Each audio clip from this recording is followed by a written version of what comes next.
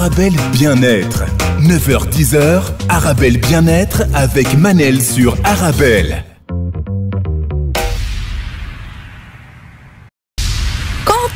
De te retrouver, très contente. Bonjour à toi qui m'écoute là où tu es, c'est Manel. Je t'accompagne en direct chaque matin pour 1 heure de vitamines de 9 à 10 heures. Notre rendez-vous quotidien 100% bien-être est là pour te tirer vers le haut et t'aider à devenir une meilleure version de toi-même. Avec mes invités, chaque jour, on s'amuse, on apprend et surtout, on pratique pour aller de l'avant. Un coucou à celles et ceux qui nous suivent sur le site arabelle.fm. Si vous voulez allier l'image au son, vous pouvez télécharger l'application Arabelle et nous regarder en direct. On va parler aujourd'hui des conflits relationnels. On va les comprendre pour mieux les prévenir. Cette semaine, dans cette émission, on avait parlé des conflits au sein de l'entreprise. Ici, c'est un peu autre chose. Comment se crée un conflit? Comment prévenir les conflits? Comment mieux communiquer en cas de conflit? Les phrases, les mimiques et tout ce qui suit. Toutes les choses à éviter en cas de conflit. Apprendre à parler de ceux qui fâchent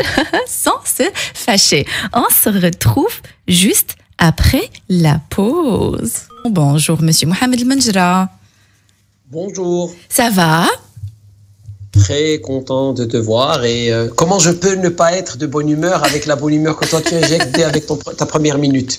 C'est très gentil, monsieur. Ben, moi aussi, j'ai vu votre sourire, je me suis dit, c'est contagieux. Le sourire est contagieux, monsieur Mohamed El-Menjra. Absolument, absolument. Vous savez que l'énergie, on la transfère, hein, même si c'est à des distances. On ne connaît pas comment ça marche, mais ça marche. On sent la bonne énergie au téléphone, on sent la bonne énergie à distance. Donc, sourire est contagieux. Et voilà. Le contraire est vrai aussi, monsieur Mohamed El-Menjra. Quand quelqu'un est souvent déprimé, il peut nous transmettre sa dépression. On a déjà parlé de dépression ici dans cette émission. Absolument. Alors, est-ce que ça va à Casablanca, monsieur Mohamed El-Menjra? Est-ce que les choses s'améliorent? Hier, j'ai eu madame Bouchra Serrour, expert psychosocial. Elle était en direct de Tanger. Elle me disait que les choses s'améliorent à Tanger, les gens sortent petit à petit et la vie normale reprend. Est-ce que c'est pareil à Casa ou c'est différent? C'est la même chose. Aujourd'hui, on commence à parler de vaccins, on commence à parler de solutions, on commence à parler, comme a écrit le journal anglais The Economist en couverture, on commence à voir le bout du tunnel. Voilà. Je pense que le plus dur est derrière. Voilà. J'espère aussi, vraiment. Il est grand temps de remonter cette crise, monsieur Mohamed El-Menjra. L'humanité est très forte. Oui. L'humanité est très forte et très résiliente. Et l'humain, c'est une preuve de sa résilience et de sa capacité à s'adapter. Exactement. Voilà. Quelques mois difficiles, ça a commencé en mars. Dans quelques mois, maximum 1 an plus tard, on verra que tout ça, c'est derrière. Et puis aussi, un petit message à faire passer avant d'entamer le sujet. C'est normal de ne pas nous sentir bien dans cette période. C'est normal d'être un peu déprimé. C'est normal, tout est normal. Il ne faut pas tout dramatiser, mais plutôt dédramatiser. C'est tout à fait normal. Mais nous, dans cette émission, on tient le coup, on reste toujours positif. Il n'y a aucune raison pour que ça se passe mal à l'avenir. Inch'Allah. Monsieur Mohamed El-Menjra, on va parler de conflit. Je vous ai déjà dit, c'est un mot que je n'aime pas du tout, mais voilà, c'est incontournable. Il faut savoir gérer les conflits pour avancer dans la vie. Monsieur Mohamed El-Menjra, la même question que j'ai posée à Claudia Jiménez. Quand on parlait de conflit en entreprise, je vais vous la poser. Qu'est-ce qu'un conflit pour vous? Un conflit, c'est une différence d'opinion, une différence de position. Dans le cadre des couples, c'est souvent une attaque sur certaines règles que l'un impose par rapport à l'autre. Voilà. Chacun campe dans sa position et on ne peut pas aller de l'avant. Alors, quand on parle de divergence d'opinion, c'est tout à fait normal. Mais quand ça commence à être un vrai conflit? Ça commence à être un vrai conflit quand le dialogue n'est plus possible. Tant que l'on peut parler, avoir des divergences d'opinion, avoir des différences, avoir des perceptions différentes, tout ça est parfaitement logique dans la communication entre les humains. Le problème, c'est quand une personne refuse de dialoguer et refuse d'être dans l'échange. C'est là que le problème commence. D'accord. Donc, on revient toujours à la même chose, la communication. Une fois, vous avez dit dans cette émission, il faut apprendre à communiquer, ou alors vous avez même dit apprendre à se disputer. Et on doit apprendre ça, on ne nous l'apprend pas.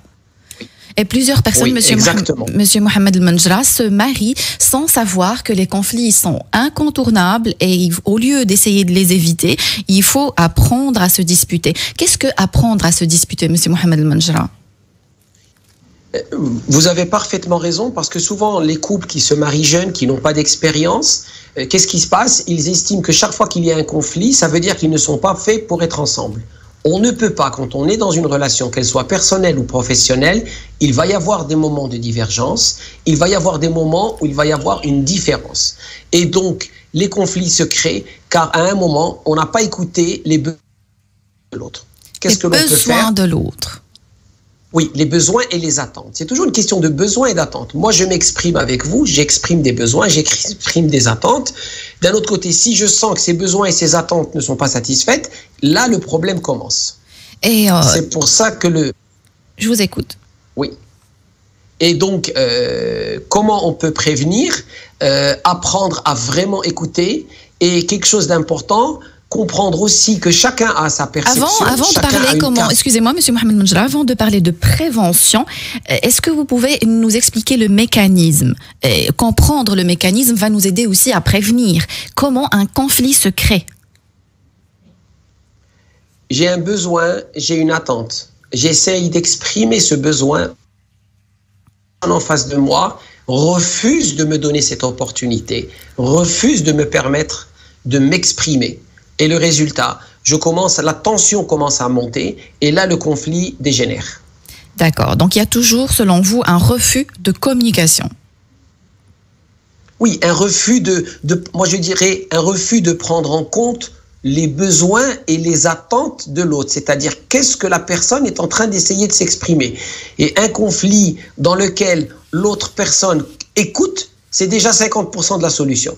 D'accord. J'ai une question de Sati, mais peut-être par l'avenir, dans cette émission, vous allez nous répondre.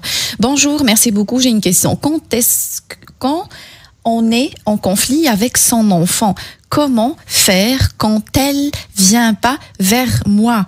Et je crois que la réponse est dans la question elle-même. Elle dit, elle ne vient pas vers moi. Qu'est-ce que vous pouvez lui conseiller, Monsieur Mohamed El Menjra? Alors, la relation entre un parent et un enfant ne peut pas être similaire à celle entre deux adultes. L'enfant n'a pas encore cette maturité de pouvoir savoir s'exprimer, mettre en avant ses positions et être libre de ses actes. Donc c'est pour ça que moi, quand j'encourage, il faut aller vers l'enfant et lui apprendre justement que quand il y a un conflit, il faut parler, il faut communiquer et il ne faut pas s'en aller. Il ne faut pas s'en aller. Donc, au lieu d'attendre que son enfant, je ne sais pas si c'est une adolescente ou enfant, au lieu d'attendre qu'elle vienne vers elle, c'est à elle d'aller vers son enfant. Oui, parce qu'en allant vers l'enfant, elle va apprendre à l'enfant comment communiquer. Et puis tout dépend aussi de quelle façon on va. Avant de lui apprendre à... Elle a 29 ans, elle dit. Elle a 29 ans. Ah, ça change tout. C'est une autre discussion. Ça change tout. Le petit détail qui fait la grande différence. Oui. Il faut apprendre. On apprend à nos enfants. Moi, j'ai 2 enfants de 22 et de 19. Qu'est-ce que je fais? Je m'assois quand il y a un conflit. Je dis, voilà, assieds-toi, exprime-toi. Qu'est-ce que tu ressens? Donc, on doit apprendre à nos enfants, aux gens qui nous sont chers, à s'exprimer. Et souvent, ce que les gens font, ils évitent les conflits. Beaucoup de personnes que je vois dans le cadre de mon accompagnement évitent le conflit parce qu'ils pensent que éviter le conflit est une solution. Et ça, c'est très mauvais. Exactement. Je l'ai aussi remarqué autour de moi, Monsieur Mohamed El Menjra. J'ai aussi des conflits, mais à chaque fois que je vois quelqu'un qui essaye d'éviter les conflits, je vois que ça s'empire de plus en plus. Très mauvaise idée de vouloir éviter les conflits. Alors, Monsieur Mohamed El Menjra, on est en train de comprendre, c'est quand même incontournable d'avoir des conflits pour mieux se comprendre. Est-ce que c'est incontournable? D'accord, mais est-ce que c'est souhaitable? Les conflits peuvent être très sains dans une relation parce qu'ils permettent de mettre à nu et mettre sur la table des sujets qui sont douloureux, difficiles et délicats. Quand on parle dans les couples, il faut la communication, il faut la communication. La communication, pourquoi? Pas pour juste le plaisir de parler, mais pour exprimer certaines choses qui sont à l'intérieur. Donc, si moi je suis dans une relation dans laquelle je peux exprimer ce que je ressens au plus profond de moi, on va aller de l'avant et notre relation va être saine et s'inscrire dans la durée. Mais si chaque fois que je ressens quelque chose et que j'ai ce besoin de m'exprimer et que je ne le fais pas parce que j'ai la peur du conflit, à ce moment-là, notre relation ne va pas durer. Alors, j'ai Monsieur Mohamed El Menjra, on est déjà en train de brûler les étapes, mais c'est pas grave. À partir du moment où on répond aux questions, j'ai Jazz qui dit j'ai un problème que quand je m'exprime, le monte ton naturellement chez moi. Quand je suis énervée, je dois monter le ton et je crie. Et donc l'autre a tendance à mal interpréter ce que je dis. Et comment faire pour maîtriser ma colère? Alors, c'est tout simplement la meilleure règle en communication, c'est de comprendre qu'il y a une différence entre le problème et la personne. Beaucoup de personnes pensent que quand quelqu'un nous lance un argument, ils sont en train d'attaquer la personne. Il faut attaquer le problème et pas la personne. Donc, mais c'est difficile, Monsieur Mohamed El Menjra, parce que souvent, quand on est en conflit avec quelqu'un, on le pense profondément que c'est la personne en face qui est responsable de ce qui se passe. Alors, il faut apprendre à commencer à dissocier la personne du problème. Et quand on s'exprime, faire attention aux mots qu'on utilise. On ne dit pas « tu fais ça, tu n'es pas comme ça ». On peut dire « cette chose me dérange, cette chose m'importune, ça me ferait plaisir que tu fasses ça ». Apprendre à attaquer le problème plutôt que attaquer la personne. Et les gens, comme cet auditeur qui a envoyé le message, les gens réagissent en défense quand ils sentent qu'ils sont attaqués en tant que personne. Voilà. Alors, j'ai aussi Madame, donc je citerai pas son nom parce que c'est assez délicat ce qu'elle dit. Donc, elle dit que son conjoint, il peut tout casser si un conflit se présente, il peut tout casser à la maison. Donc, c'est moi qui commence à éviter les discussions par peur de tout perdre à la maison. Ce qui est intéressant de savoir, cette colère qui est chez son conjoint, elle vient d'où? Il y a une colère quelque part. C'est seulement les gens blessés qui blessent les autres. Cette personne a une colère, a quelque chose qui le dérange à l'intérieur. Le plus important, c'est qu'elle l'aide à comprendre sa colère, elle vient d'où. Et la colère n'a rien à voir avec la dispute, n'a rien à voir avec l'argument. Parce que dès qu'il y a quelque chose qui peut déclencher la colère, à ce moment-là, il commence à casser. Donc, c'est pas l'argument, c'est pas elle, c'est quelque chose qui est à l'intérieur en lui. D'accord. Et comment elle peut lui parler? Qu'est-ce qu'elle doit lui dire? Comment il doit se faire accompagner? Parce que je vous l'avoue, je n'aime pas. C'est très délicat. C'est très délicat, Monsieur Mohamed El Menjra, parce que je vais encore dire quelque chose. Je n'aime pas généraliser, mais nous, les femmes, on a facile à se dire, on va aller voir quelqu'un, consulter un psychologue, mais les hommes, pour eux, se faire accompagner, c'est très difficile. Ils ne l'acceptent pas et des fois c'est par ego. Alors il faut qu'elle trouve un homme qui puisse lui dire. Un frère, un cousin, un ami au travail. Si ça vient d'un homme, de lui dire écoute voilà, je sais que tu as beaucoup de pression au travail, je sais que ça se passe mal, je pense que tu as besoin de parler à quelqu'un. Venant d'un homme, venant d'un collègue, peut-être que ça va être beaucoup plus facile pour lui de l'accepter.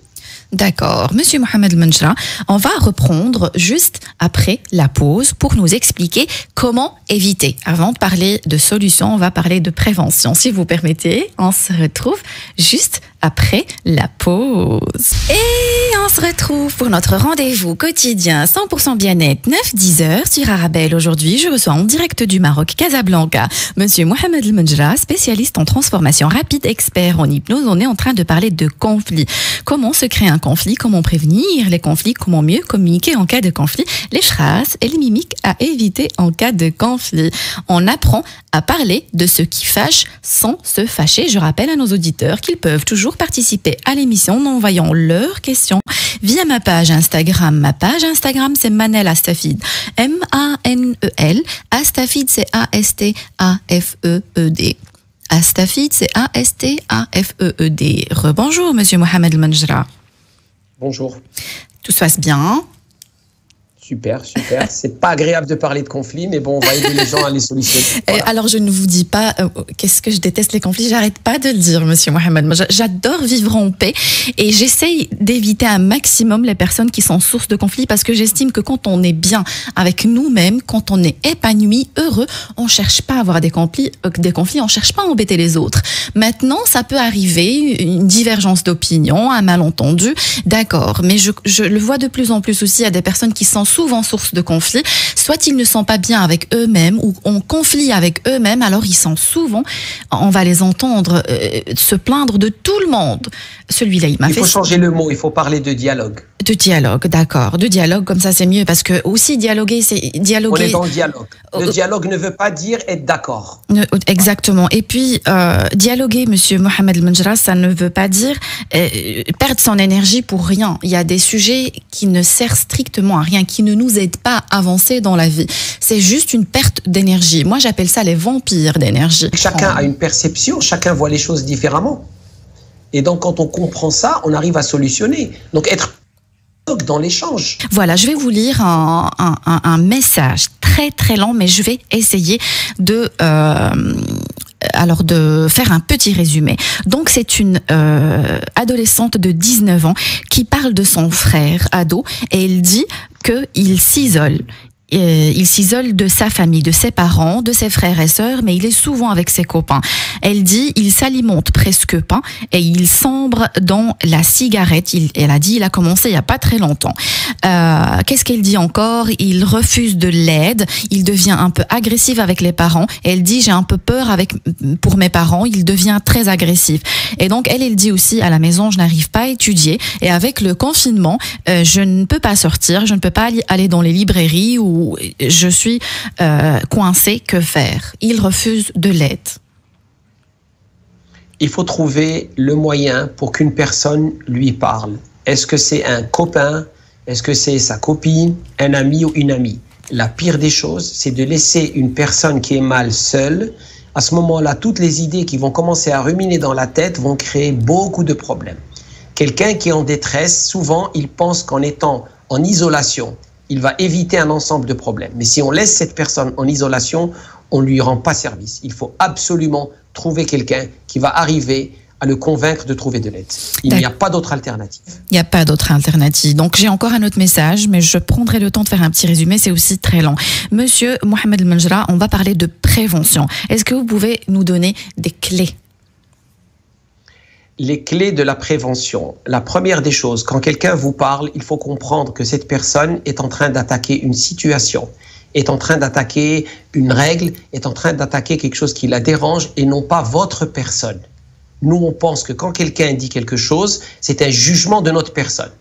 C'est comme les gens qui ont peur de parler en public, ils se disent quand je vais parler en public, les gens vont se moquer de moi. Non, vous allez parler en public, vous allez présenter quelque chose. Donc quand vous avez quelqu'un qui vous donne un argument, ne ramenez pas ça à votre personne. D'accord. Donc, on peut aussi aider l'autre partie, pas nous l'aider, mais vous, Monsieur Mohamed El Menjra. Aidez-nous, par exemple, à exprimer un désaccord. Comment j'exprime mon désaccord? Vous exprimez votre désaccord sous la forme d'un besoin. J'ai besoin de quelque chose, c'est important pour moi cette chose, ça me ferait plaisir de faire cela. Pour les couples, j'apprends aux couples à se disputer, je leur dis quand vous voulez quelque chose, ne dites jamais réalisation, tu ne fais jamais ça. Pas de jugement, tu n'es pas comme ça. Par contre, si je viens vers vous et je dis cela me ferait plaisir que tu fasses ça, c'est important pour moi que tu fasses ça, j'ai besoin de ça. Quand vous exprimez un besoin, quand vous exprimez une envie, quand vous exprimez un désir, c'est une bonne façon de communiquer, ça évite les conflits. Quand vous attaquez la personne, tu ne fais pas ça, quand vous généralisez, ce n'est pas la bonne approche. Alors... Parce que vous polarisez la personne se sent menacée, il y a la peur qui se déclenche et c'est là que l'agressivité commence. L'agressivité dans le conflit, elle vient du fait que la personne se sent menacée, elle a peur. Et pour éviter qu'il y ait une peur, il ne faut pas attaquer la personne, il faut attaquer le problème. J'ai besoin de ça, j'ai envie de ça. Alors, je vous donnerai un exemple de demande. Je formule par exemple une demande à... J'ai un ami qui arrive toujours en retard. J'ai envie de lui formuler une demande. Lui reprocher par exemple un problème de ponctualité. Est-ce que, une phrase comme ça, est-ce que tu peux faire un effort niveau ponctualité? Est-ce que ça se dit les choses? Est-ce je peux dire les choses comme ça? Ça serait meilleur de dire c'est important pour moi quand tu es à l'heure. Ah, voilà, ça me fait plaisir quand tu es à l'heure. J'apprécie quand tu es à l'heure.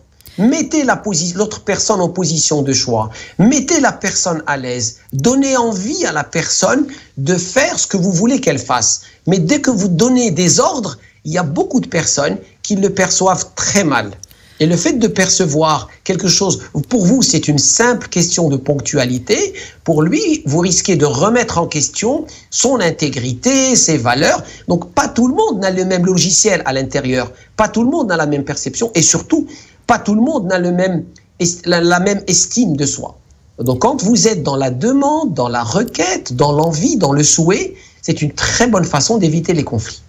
Alors, je vais essayer de résumer le message dont vous avez parlé, Monsieur Mohamed El Manjra. Je ne citerai pas le nom non plus. Donc, elle dit, la première phrase est assez forte, Monsieur Mohamed El Manjra. Elle dit, je ne supporte plus ma fille. Je n'ai plus envie de rentrer à la maison pour ne pas la voir. Je ne supporte plus son comportement. Elle parle de sa fille qui a 20 ans. Et donc, elle est toujours dans la provocation. Elle m'en veut pour quelque chose, je ne sais pas ce que c'est.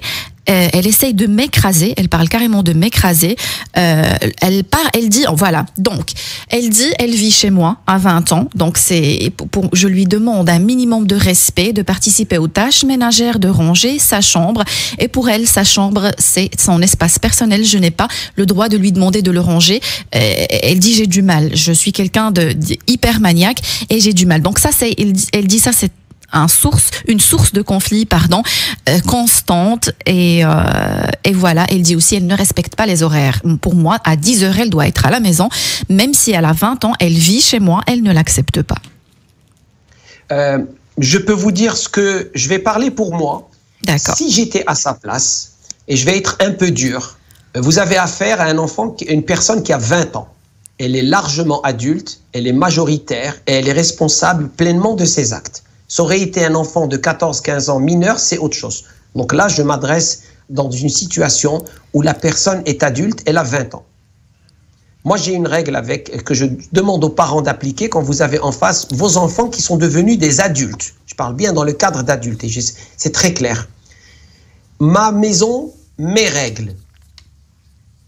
Tu veux rester sous mon toit, tu respectes mes règles. Point. Il faut des fois être ferme comme ça. Parce que cette maman qui fait de son mieux, cet enfant va essayer d'occuper le maximum d'espace. C'est dur à entendre, mais elle lui dit, écoute, voilà, si tu sors, tu dois rentrer avant telle heure. Et bien moi, ce que je ferai, je fermerai la porte à clé et qu'elle aille dormir quelque part d'autre. Je vous promets que le lendemain, elle comprendra que quand ma mère dit ça, il y a ça. Donc on doit des fois s'imposer. C'est difficile, c'est douloureux, mais il faut le faire. Donc, c'est un peu encore plus, permettez-moi, entre guillemets, c'est un peu encore plus violent comme discours.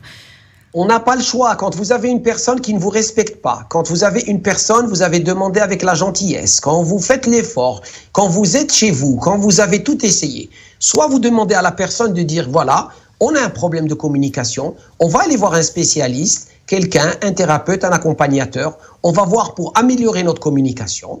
À ce moment-là, il n'y a aucun problème. Mais si cette personne ne veut rien faire, ne veut rien entendre, elle fait ce qu'elle veut, je suis désolé, il y a un moment où il va falloir s'imposer. C'est un peu difficile, c'est dur, mais des fois, il faut le faire. Et donc, le fait qu'elle fuit chez elle, qu'elle ne rentre plus chez elle, c'est une bonne idée?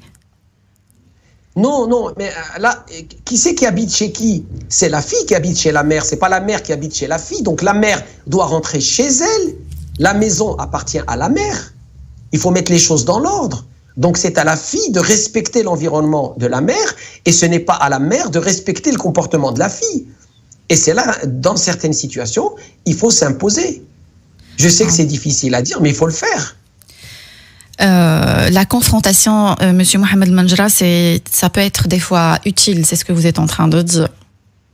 Mais on n'a pas le choix. Qu'est-ce que vous voulez? Vous voulez que cette dame, elle sorte de chez elle, elle donne la clé à sa fille, elle lui dit prends la maison, fais ce que tu veux, et moi je vais aller vivre ailleurs parce que je ne veux pas de confrontation avec toi? Oui. C'est comme si vous me dites une femme qui vit avec un homme violent, elle doit ne pas rentrer à la maison parce qu'elle a un mari violent, elle doit se taire. Mais c'est du n'importe quoi, c'est pas possible. À un moment, malheureusement, la confrontation arrive et des fois, il y a des mesures radicales. Mais cette personne, soit elle demande à sa fille, elle lui dit, écoute, c'est très simple, soit on va aller voir quelqu'un, soit tu restes chez moi et tu respectes mes règles. C'est difficile à entendre, mais c'est comme ça. Oui, justement, c'est ce que vous avez expliqué aussi. Éviter, c'est pas une solution, mais des fois c'est juste pour. Je comprends peut-être son état d'esprit. Je ne justifie pas, Monsieur Mohamed Manjra. J'essaie juste. Je la comprends. Oui, voilà. C'est très dur.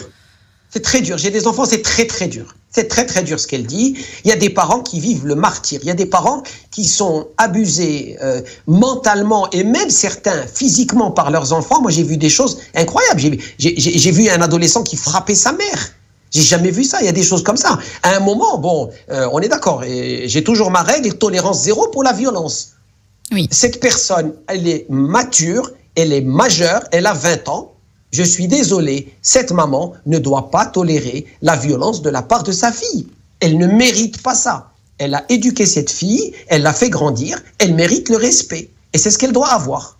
D'accord. Vous avez parlé de tolérance zéro face à l'agressivité. J'ai face à moi, Monsieur Mohamed Manjra, quelqu'un qui est agressif. Ça dégénère, il est agressif. Qu'est-ce que je dois avoir comme premier réflexe? Qu'est-ce que vous pouvez me conseiller? Quand vous dites dégénère, ça veut dire quoi dégénère? Juste au niveau des paroles? Non, la violence physique. Ah, la violence physique, zéro tolérance. Mais qu'est-ce que je fais? Je sors, je prends la fuite, qu'est-ce que je fais? Ça dépend dans quelle situation. Est-ce que vous êtes marié avec cette personne? Est-ce que vous avez une relation sérieuse? Est-ce que c'est juste un ami? Il y a des situations qui sont pas simples. Quand vous êtes marié dans un couple, il y a ça. Il faut... moi, c'est quelque chose qui me donne la chair de poule. Moi, je vais vous dire quelque chose. Par exemple, c'est quelqu'un que je connais personnellement. Elle a appelé la police parce que son mari devenait violent et toute la planète lui a reproché de faire quelque chose qui n'était pas correct. Appeler la police pour son mari, c'était une femme pas bien. Non, parce qu'on dit toujours, s'il y a de la violence, c'est entre toi et ton mari. La violence, c'est pas une affaire intime, c'est une affaire publique. La violence, c'est du pénal. Que vous ayez des problèmes de sexe avec votre mari, que vous ayez des problèmes d'argent, que vous ayez des désaccords sur l'éducation des enfants, que vous ayez tous les désaccords du monde, il n'y a aucun problème. Mais quand on arrive à la violence, c'est du pénal. Zéro tolérance. Alors voilà, je crois que c'est clair. Je tenais à poser cette question parce que la violence physique, ça peut être vite devenir un meurtre ou un coup, Absolument. Voilà, et on peut perdre la vie ou perdre une capacité ou je ne sais pas, devenir handicapé. Donc si vous êtes victime d'une violence, n'hésitez pas à prendre le téléphone et appeler la police. Monsieur Mohamed... J'ai une personne que j'ai accompagnée qui a vécu, je l'ai accompagnée pendant 3 mois, elle a vécu 15 ans de relations abusives de la part de son mari. Son mari, il l'a frappée. Même des cas, il était en train de dormir, il venait, il rentrait dans la chambre, il était énervé, il l'a frappée. Très dur à entendre. Oui. Je lui ai demandé un conseil. Je lui ai dit, quel conseil tu donnerais aux gens par rapport à la violence? Elle m'a dit, avec la première baffe, il faut prendre et faire ses bagages et partir. Elle m'a dit, moi, 1 semaine après le mariage, il m'a frappé la première fois. Je lui ai dit, pourquoi tu es resté? Elle m'a dit, quand je suis allé voir ma famille, ils ont commencé à me dire, mais non, mais tu comprends, il faut rester, il faut te calmer. Elle m'a dit, maintenant, si c'était à refaire, la première baffe, il faut partir. C'est fort, c'est clair, c'est précis. La première baffe, vous partez. On nous a éduqués, je vais vous le dire, Monsieur Mohamed Manjra, je viens d'une communauté ils ont essayé de nous convaincre qu'il fallait se taire, qu'il fallait être plus indulgente, qu'il fallait pardonner, qu'il fallait. Parce qu'ils te disent que la violence c'est entre toi et ton mari. Non. Tout est entre toi et ton mari. Tout doit rester intime entre toi et ton mari, sauf la violence. D'accord, je vous remercie, Monsieur Mohamed Manjra. Si vous permettez, on va continuer notre sujet, mais juste après la pause. Restez avec nous. Et Et on se retrouve pour notre rendez-vous quotidien 100% bien-être 9-10h sur Arabelle. Aujourd'hui, je reçois en direct du Maroc Monsieur Mohamed El Menjra, spécialiste en transformation rapide, expert en hypnose. On est en train de parler de conflits. C'était un peu chaud, on va dire, avant la pause. J'essaie de reprendre mes forces et aussi sourire parce qu'on parlait de violence physique et malheureusement, les hommes aussi, on va pas parler que de femmes, les hommes aussi peuvent être victimes de violence. Donc, Monsieur Mohamed El Menjra. Je te donne un chiffre, s'il te plaît. Oui, je Chaque vous écoute. année au Maroc, 700 personnes, 700 hommes portent plainte pour violence conjugale. Waouh. Officiellement. Donc, effectivement, tu as bien fait de dire que cette violence physique, ce n'est pas seulement envers les femmes, mais c'est aussi envers les hommes. Oui, c'est aussi envers les hommes. Malheureusement, la violence n'est pas propre qu'aux hommes. Donc, Monsieur Mohamed El Menjra, je vais essayer de faire un résumé par la suite, mais je vous pose déjà la question. J'ai reçu un message assez long. Donc, Monsieur Mohamed El Menjra, les phrases à éviter, parce que quand on sait que les choses peuvent se dégénérer, on peut le sentir à certains moments, parce qu'on arrive à un point où il n'y a plus d'issue. Qu'est-ce qu'il faut éviter comme phrase? Qu'est-ce qu'il faut éviter comme mimique? Parce qu'il y a des choses qui peuvent vraiment empirer les choses. Alors, premièrement, ne jamais généraliser. D'accord. Tu ne fais jamais ça, tu ne dis jamais ça. Deuxièmement, ne pas juger la personne. Tu n'es pas comme ça. Tu es comme ça ou tu n'es pas comme ça. Ne jugez pas la personne. Troisièmement, attaquer, comme je le dis toujours, séparer le problème de la personne. Vous avez une situation qui vous dérange, vous parlez de la situation. Cette situation me dérange. Ce constat me dérange. Ne dis pas « tu me déranges ». Qu'est-ce qu'on fait? On a tendance à relier.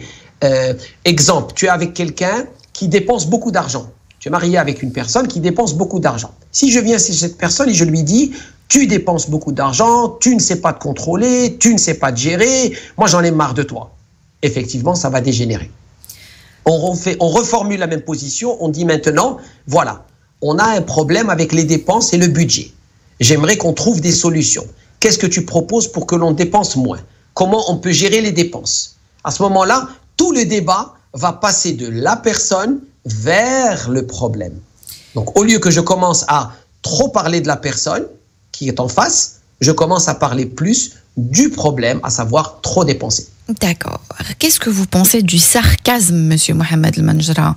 Et j'ai pas envie de généraliser, mais on a presque tous recours au sarcasme quand ça va mal ou quand l'autre nous provoque. Ça fait très mal le sarcasme. Parce que le sarcasme, en plus du reproche, en plus de l'attaque de la personne, il y a une moquerie derrière. Et ça fait très mal. Ça fait très mal. Et à ce moment-là, la personne va vous dire « pour qui tu me prends ?» Et là, ça va dégénérer encore plus haut. Et aussi, des fois, c'est pas vraiment tout ce qui est verbal qui fait mal. Même un regard, des fois, ça peut être rabaissant pour la personne. Vous êtes en train de parler à quelqu'un qui est en train d'exprimer une envie, un désir, et vous tournez la tête.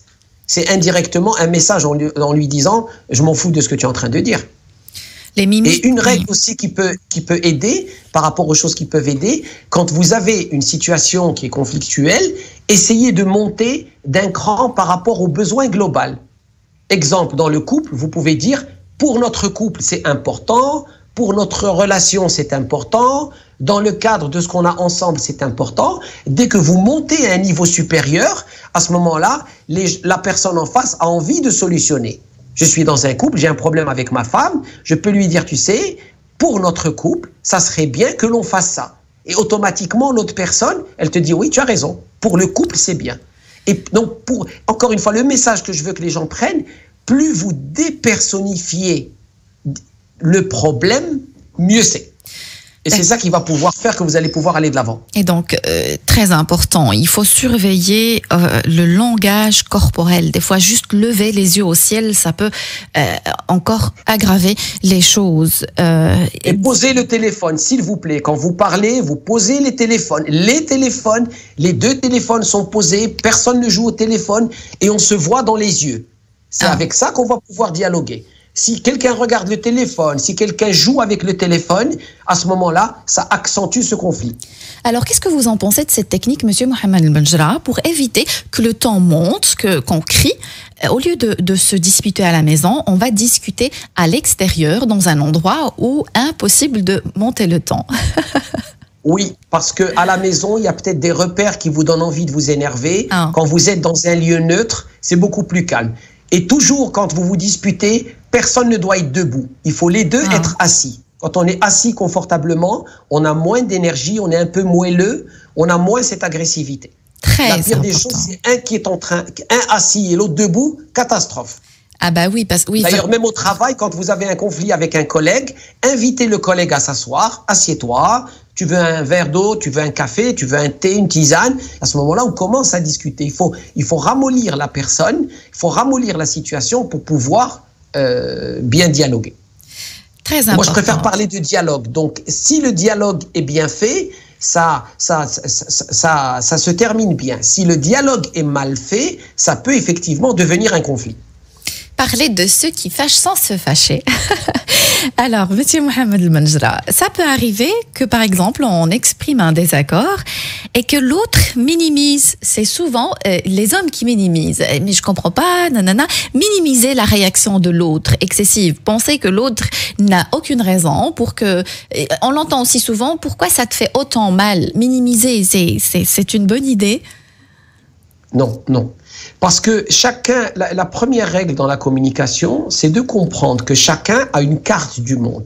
Moi, j'ai cette carte du monde, c'est-à-dire comment je vois le monde. C'est quoi cette carte? Mes valeurs, mes principes, mes éducations, mes attentes, mes besoins. Je dois accepter que l'autre personne qui est en face de moi a une carte différente. Donc, ce que moi, je pense être quelque chose de minime, pour l'autre personne, peut être quelque chose de très important. Donc c'est pour ça qu'il faut apprendre à communiquer, c'est-à-dire à exprimer en disant « cette chose est importante pour moi, cette chose me ferait plaisir, cette chose m'apporterait beaucoup » et c'est comme ça qu'on va respecter la position de l'autre. Parce que si on veut que le dialogue n'évolue pas en conflit, il doit y avoir un respect dans la position de l'autre.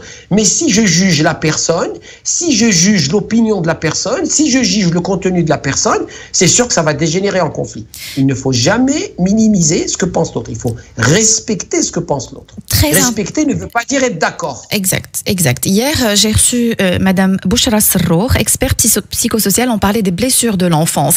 Et on a compris que quand on a une blessure qui prend le dessus, une blessure, je ne sais pas, la trahison, le rejet, il y a 5 blessures de l'âme. On peut par moment avoir des réactions pour l'autre que l'autre peut estimer disproportionnées. Donc toujours être dans la compréhension, essayer peut-être de comprendre, aller creuser dans le passé, pourquoi pas aider son conjoint, son enfant, son collègue, sa collègue à voir pourquoi il y a autant de malinterprétations. Donc toujours être dans... Oui, c'est pour ça que quand vous exprimez ce que vous voulez sous forme d'envie et de besoin, vous ne réveillez pas les blessures. Oui, très important. Donc voilà, je vais vous résumer le message que j'ai reçu d'une dame. Je ne vais pas citer son prénom. Donc, pour résumer, Monsieur Mohamed Manjra, parce que c'est très lent, elle dit, vous avez parlé de violence physique. Pour moi, la violence verbale est encore pire. Voilà, c'est un point de vue. Il y a aucun souci. On respecte une fois de plus. Mais elle dit, à force de me rabaisser, j'ai appris à le rabaisser aussi. Donc, il me rabaisse avec des phrases et moi, je fais pareil. C'est la seule façon que j'ai trouvée pour me défendre. Très mauvaise approche. Vous êtes mutuellement en train de vous détruire. Ah. Et c'est qui va détruire l'autre le plus rapidement possible. Très mauvaise approche, très toxique. À long terme, ça va avoir des conséquences néfastes.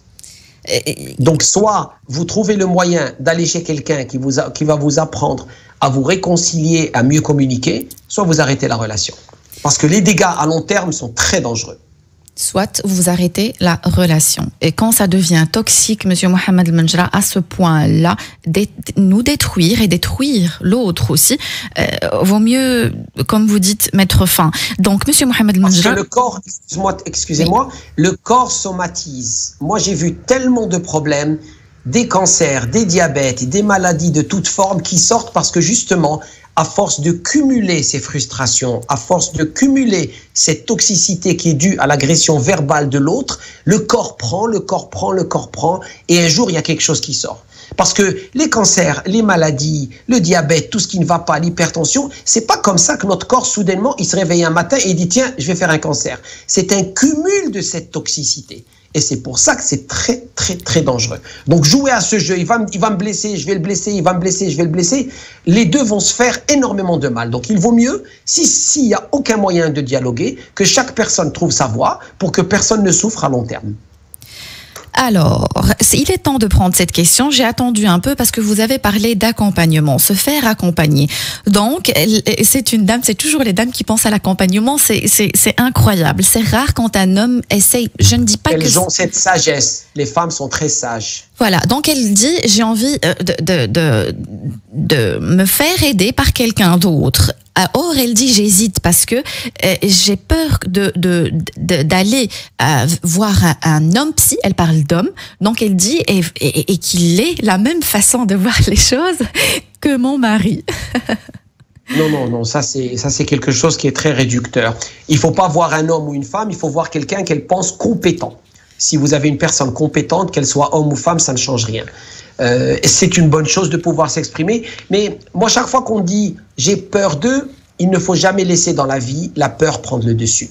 Vous devez vivre votre vie et faire les choses pour lesquelles vous avez envie. Vous avez envie d'améliorer votre relation, vous allez voir quelqu'un. Vous avez envie de mieux communiquer, vous allez voir quelqu'un. Mais vous ne faites pas les choses parce que vous avez peur.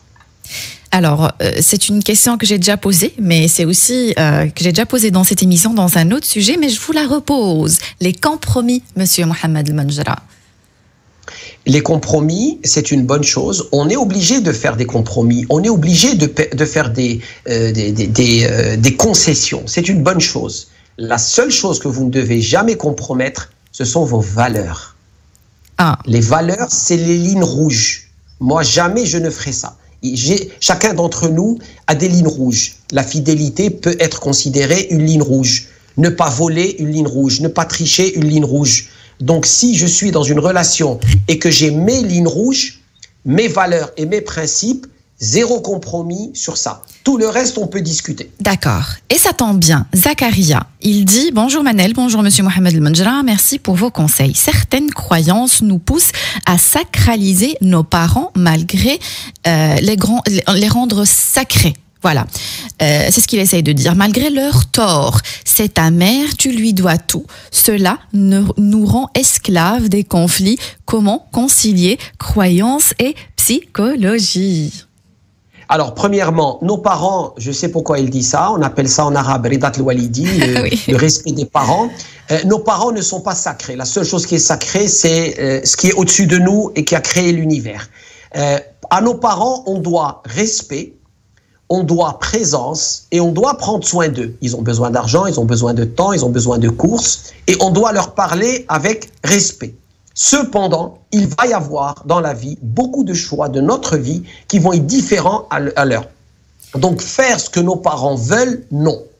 Faire ce que l'on veut faire et que si on a l'accord de nos parents, oui, ça c'est meilleur. Il faut écouter ses parents, mais moi, vivre ma vie parce que mes parents conçoivent comme ça, je ne suis pas d'accord. Ah. Vous leur devez respect et tolérance, mais votre choix de vie, c'est le vôtre. Assumez-le. Parce qu'on se dit que si je ne fais pas tout ce qu'ils me disent, je n'ai plus leur, on va dire, reda et je risque d'avoir des problèmes dans la vie. C'est comme ça qu'on voit les choses, monsieur. On comprend, je sais très bien ce que tu veux dire, mais il y a un moment, des fois, il peut y avoir des choix de vie qui vont être différents de ce que pensent les parents. Il faut respecter la vie des parents. Mais encore une fois, les parents ne sont pas sacrés. Ce qui nous a créés est sacré.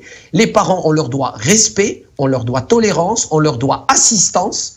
Mais nos choix de vie sont les nôtres. Monsieur Mohamed El-Manjra, j'ai 30 secondes, s'il vous plaît. 30 secondes. Un conseil pour les parents qui se disputent devant les enfants, s'il vous plaît. 30 secondes. Les enfants enregistrent tout. D'accord. S'il vous plaît, jamais. Vous voulez vous disputer, vous sortez de la maison. Merci, Monsieur Mohamed Majah. Je vous remercie infiniment d'avoir accepté mon invitation. Merci d'avoir répondu aux questions des auditeurs. C'était un plaisir. Merci de nous avoir écoutés. J'espère que vous avez eu votre dose de vitamines. N'oubliez pas que le bonheur vous rend plus belle et plus beau. Fréquentez les gens heureux. Le bonheur est contagieux. Rendez-vous demain en langue arabe sur Arabelle. Arabelle Bien-être.